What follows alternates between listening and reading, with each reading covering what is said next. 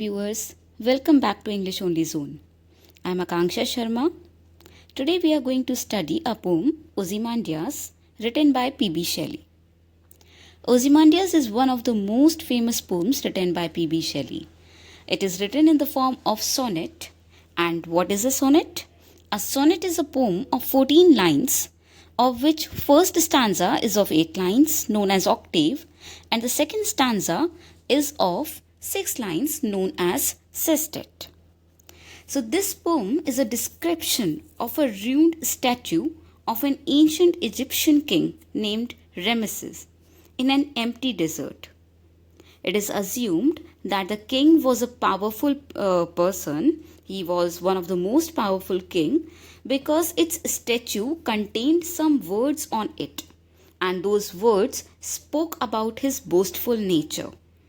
Those words were, "Look on my works, ye mighty, and despair."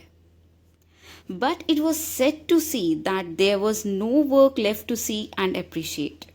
The king's cities, empire, and power have all disappeared with time. So, this was a brief summary of this poem. Let us understand once in Hindi also. Ozymandias is a poem which is a description of an ancient Egyptian king. There was an Egyptian king. His name was Ramesses. It was assumed, ऐसा माना जाता है कि ये जो king था ये बहुत पावरफुल किंग था और अपने आप को ये बहुत पावरफुल समझता भी था. एंड ये बात हमें इससे पता चलती है कि इसने अपनी स्टैचू पर, पहले के जो राजा महाराजा हुआ करते थे वो अपनी स्टैचूज बनवाया करते थे, तो इसने अपनी स्टैचू पर कुछ वर्ड्स लिखवाए थे और उन वर्ड्स से हमें पता चलता है कि ये बहुत बोस्टफुल नेचर का था. मीन्स अपनी तारीफ खुद करने वाला पर्सन था. और वो क्या वर्ड्स थे जिनसे हमें ये पता चलता है? Look on my works, ye mighty and despair. उसने सब लोगों से कहा था कि आप मेरे काम को देखें, आप मेरे जो भी मैंने काम किया है आप उनको देखें. You mighty people, you strong people, you powerful people. और आप दुखी हों, मेरे काम को देखकर आप दुखी हों कि आप ऐसा काम नहीं कर पाए और मैंने इतने बड़े बड़े काम किए हैं. लेकिन इतने बड़े काम करने के बाद भी उस पर्सन का क्या हुआ? After all he was a human being. Death तो सभी का एक अल्टीमेट गोल होता है, एक अल्टीमेट एम होता है जो हमें चाहिए होता है. तो इस किंग की भी डेथ हुई और उसके कुछ समय के बाद इसका जो पूरा एम्पायर था, जो इसने इतना बड़ा एम्पायर खड़ा करा था, वो सब बर्बाद हो गया. और आज जो उसने अपनी स्टैचू बनवाई थी उस स्टैचू की भी इतनी ब्यूटीफुल कंडीशन है कि उस स्टैचू में सिर्फ लेग्स खड़े हैं, उनकी ट्रंक नहीं है. Means the upper portion of the body is missing. और पास में ही उसकी लेग्स के पास में ही उसका फेस कटा हुआ पड़ा हुआ है स्टैचू का. So this is the final condition of Ozymandias statue. So before starting with the explanation of the poem, line-wise explanation of the poem, let us first understand the meaning of some difficult words. This poem contains some difficult words and I would recommend you to sit with a pencil in your hand and the book so that you may keep a note of all the difficult words, the meaning of those difficult words. So the first difficult word which we have is antique, written in the very first line of the poem. Its meaning is old. Antique means old. Then the second word is trunkless. Trunkless, I just now told you, it is without the upper body. After this, sunk. Sunk is the third form of sink. To descend below the surface of something means डूब जाना. Shattered means broken into pieces. Visage. Visage means face. Frown. Frown means anger. Wrinkled. Wrinkled means झुर्रियाँ पड़ जाती हैं. Marks of lines or folds. When we grow old, हमारे face पर झुर्रियाँ पड़ जाती हैं, बॉडी पर झुर्रियाँ पड़ जाती हैं. That is wrinkles. Next is sneer. Sneer means facial expressions. Very strange expressions when we give. We lift up the upper lip of the face and we give a very strange expressions. That is sneer. Cold. Cold means without feelings for others. Then the next word is command. Command means to give order, to control something, to dominate something. Other word is sculptor. Sculptor is a person who makes sculptures. मूर्तिकार, मूर्तियां बनाने वाला. Passions. Here passions means the expressions on the king's face. Next is survive. Survive means to continue to exist even after his death. मतलब यहाँ पर survive का मतलब है death के बाद भी exist होना. Stamped means engraved. उसने अपनी स्टैचू पर वर्ड्स स्टैम्प करवाए थे. स्टैम्प करवाए मीन्स खुदवाए थे, एनग्रेव करवाए थे. The last word is mocked. Mocked means किसी का मजाक बनाना, कॉपी करना किसी को, मजाक बनाने के सेंस में. That is mocked. So these were the word meanings of the first stanza. Now let us read the stanza, and after that we will understand the poem line wise. So the stanza says, I met a traveller from an antique land who said, two vast and trunkless legs of stone stand in the desert. Near them on the sand, half sunk, a shattered visage lies, whose frown and wrinkled lip and sneer of cold command tell that its sculptor well those passions read. So here the poet is this poem is written from the perspective of the poet. So the poet says that he met a traveler when he was roaming, he was traveling. He met a traveler from an antique land, from a very old land, who said, the traveler said to the poet, two vast and trunkless legs of stone stand in the desert. That he saw that the remains of he saw the vast and trunkless legs. Vast means very big, and trunkless means which do not have the upper body. So two big and trunkless legs of stone were standing in the desert. He saw the remains of the leftover parts of a statue. In short, we can say that he saw the remains of a leftover part of a statue. Two huge legs were there, which were made of stone. They stood there, and the remaining part of the statue, which was the upper body, it was missing. Near them on the sand, half sunk, a shattered visage lies. And near those legs on the sand, half sunk means आधा डूबा हुआ. A shattered visage lies. A broken down into pieces, visage lies. Visage means face. There was a face lying in the sand, and that face was half broken, whose frown and wrinkled lip and sneer of cold command. But from that broken face also, the expressions of the king could be easily read. जो sculptor था उसने वो जो king के expressions दिए थे उस face पर, वो इतने परफेक्ट एक्सप्रेशंस दिए थे कि वो फेस टूटने के बाद भी, वो मूर्ति टूटने के बाद भी, वो फेस टूटने के बाद भी, पीसेस में बिखरने के बाद भी उसके एक्सप्रेशंस को क्लियरली समझा जा सकता था. So the face was damaged and it was broken into pieces. The face of the statue had expressions of anger, and a taunting smile was there. Wrinkled lip and sneer of cold command. Here sneer of cold command means the taunting smile, when we lift up one lip and we smile in a strange manner.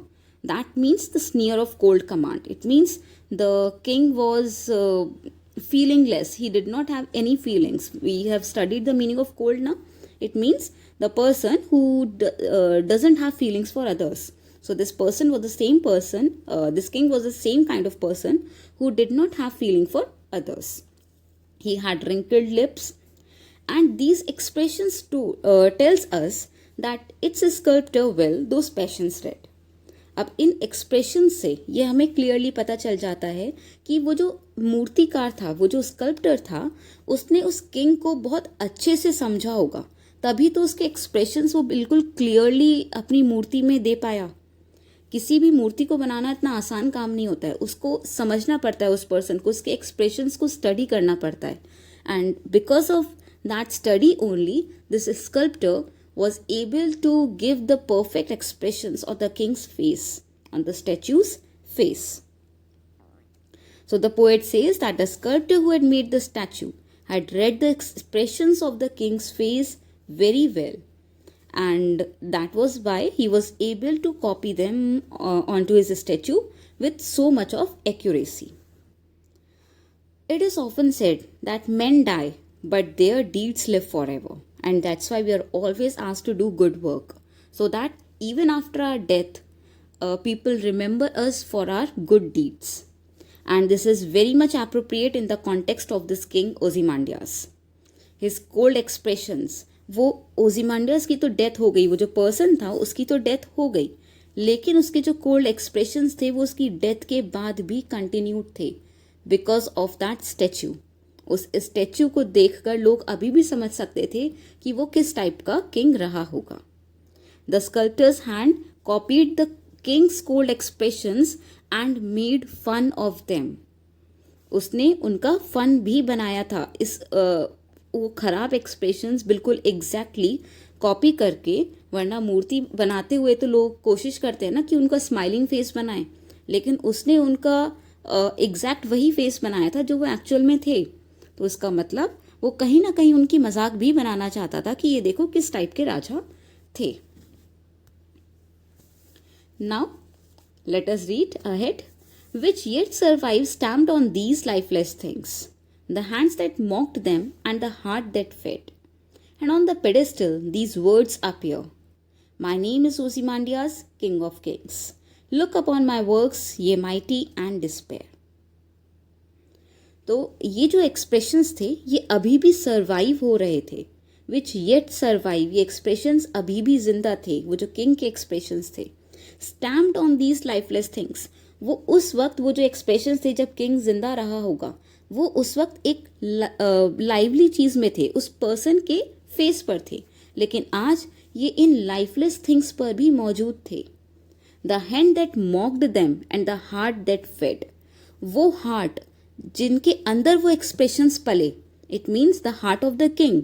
King के मन में वो expressions थे ना, king का दिल ही खराब होगा तभी तो उसके फेस पर इतने खराब एक्सप्रेशंस रहते थे. तो उस खराब दिल का मजाक बनाया किसने? उन हाथों ने जिन्होंने उनको मूर्ति में उतारा था.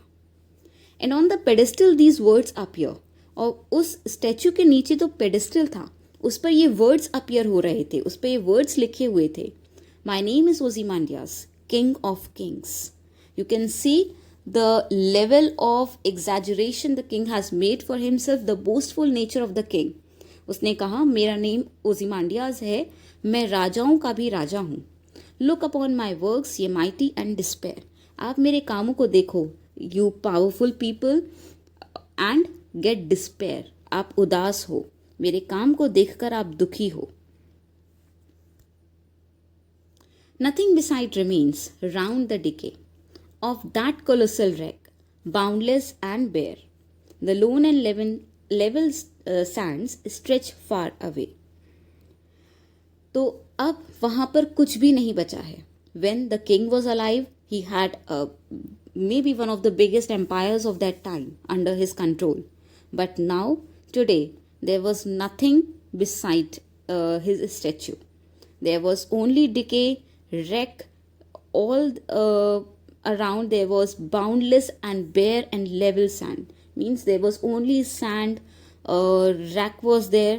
So it means even the statue did not have any visitors who could visit and pay tribute to the king. Round the decay of that colossal wreck, boundless and bare. चारों तरफ boundless means बिना किसी boundary के, बिना किसी limit के, सिर्फ और सिर्फ सैंड ही सैंड थे. The lone and level sands stretch far away. There was only sand and it was stretching far away till the poet's eye could see. So the poet further says that now nothing else remains. The only thing which remained was his words on the statue. And those words were, I am the king of kings, look upon my work and get set. You powerful king. The statue was also broken down with the passage of time. देखो समय कहते हैं ना, समय अपना बदला पूरा कर लेता है. तो उस किंग ने ज़रूर ही कुछ ना कुछ गलत काम करे होंगे जो आज उसकी स्टैचू को वो रिस्पेक्ट नहीं मिली जो उसको मिलनी चाहिए थी, जिसकी वो उम्मीद कर रहा था. So, with the passage of time, due to wind and other natural and man made factors, the statue was broken down into pieces and nothing could be seen near that statue. There was a vast and an endless desert all around, and the statue of the great king Ozymandias, the so called great king Ozymandias, could not be seen anywhere. His statue was broken down into many pieces. The trunk was also missing from there. So, this was all in the poem. I hope you have understood this. It was a very, very small poem, but it had a great meaning. What meaning does this poem contain? What moral does this poem contain? That we should always be good. We should serve people. We should serve humanity. No matter we are the leader or we are from the working class.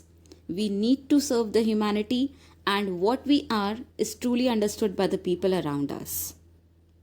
तो आप जैसे हैं अपने आप को पहले से ज़्यादा इम्प्रूव करने की कोशिश करें और कोशिश करें कि आप ऐसा कुछ काम करें जो even after your death people remember you, आपकी डेथ के बाद भी लोग आपको याद रखें. So this was all from my side. This is Akanksha Sharma. I am signing off and hoping to see you in the next video. Take care.